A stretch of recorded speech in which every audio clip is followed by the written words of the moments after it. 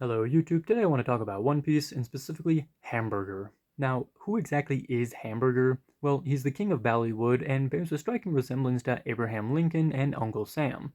And if that wasn't obvious enough, Ballywood is supposed to be Hollywood.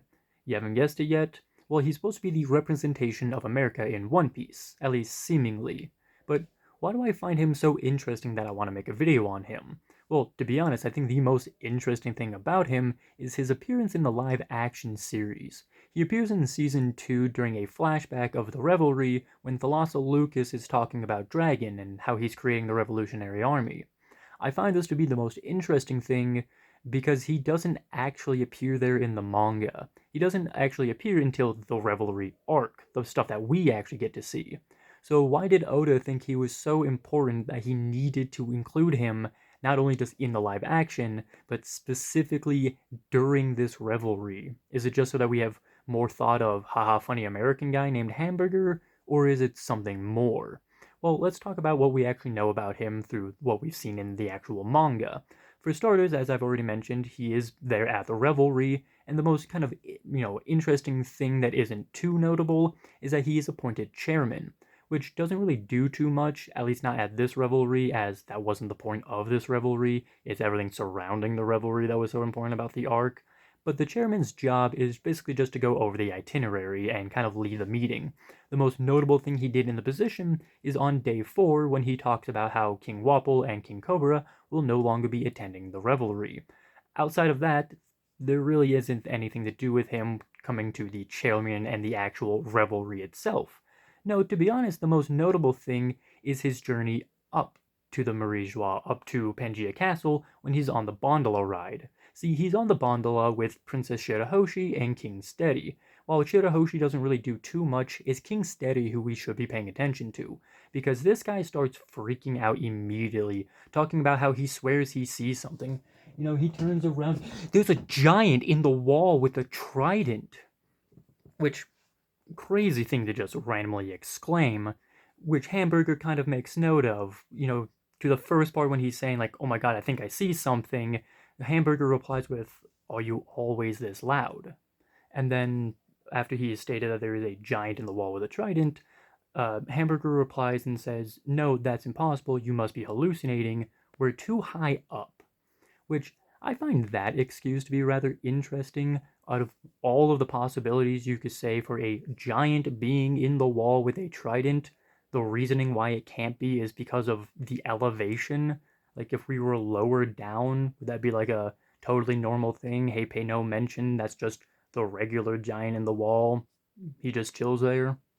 And by the way, if you don't know who the giant in the wall is, spoilers if you haven't gotten to the Revelry arc yet, but the giant in the wall is Morley, part of the Revolutionary Army. She's digging through to do the whole plan for the Revolutionary Army at Marie-Joie and all that type of stuff, but I won't go into all of that detail here. The next kind of interesting thing as they continue to go up is when a bunch of birds appear, as one of them states that birds shouldn't be this high. I believe it is King Steady who states that there shouldn't be birds this high and is freaking out about it because he believes that the birds might pop the bubble, but he is told that this will not happen.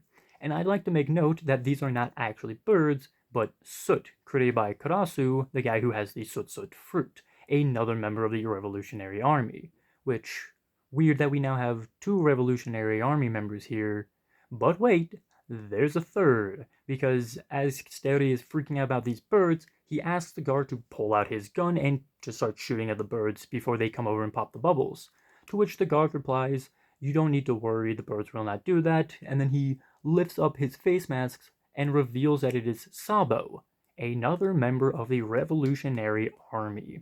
Now, I am pounding this idea home because it is so interesting that around Hamburger, who really at the time doesn't seem like an important character. I mean, after all, he is literally just introduced in this arc. You see him for a couple of minutes and then he's gone. He leaves Marie-Joie and he goes home back to the Ballywood Kingdom. So why was he so notable that Oda had to choose him to be the one surrounded by all these Revolutionary Army members? And why does he seemingly protect Morley from being noticed? Like, immediately he's like, no, no, no, there is no giant in the wall, you're hallucinating, you're seeing things. Why does he immediately bring it up? Well, I want to bring up what I had talked about at the beginning of this video. What does he represent? He's supposed to be America. And what is America supposed to represent? I am not saying modern America, I am saying just the ideals of America. We are supposed to be about freedom and equality, which are coincidentally the same things that the Revolutionary Army wants. And let's also make note of what Hamburger looks like, the specific American characters he's supposed to look like. He looks like Abraham Lincoln, who is easily most well known for freeing the slaves, or at least being a part of that in the Civil War thing. And the other half is Uncle Sam, who is most well known for I want you to join the army. So we have one half who is all about freedom and equality for people, and the other half who wants you to join the army. So he's next to the people who want freedom and equality, the Revolutionary Army. Yes, I am implying that Hamburger and by extension the Ballywood Kingdom is a part of or at least somehow allied with the Revolutionary Army. And I believe that this is the reason why Oda included him in the flashback for the live action series, because that specific revelry was him bringing up the loss of Lucas, bringing up Dragon and the Revolutionary Army. So you would of course want the inclusion of the guy who may or may not be a part of it, at least in the thought of what he is supposed to represent. But let me know what you guys think of this video. If you guys enjoyed it, then consider hitting the like button and commenting down below what you enjoyed so I can continue doing it, so you can continue enjoying it.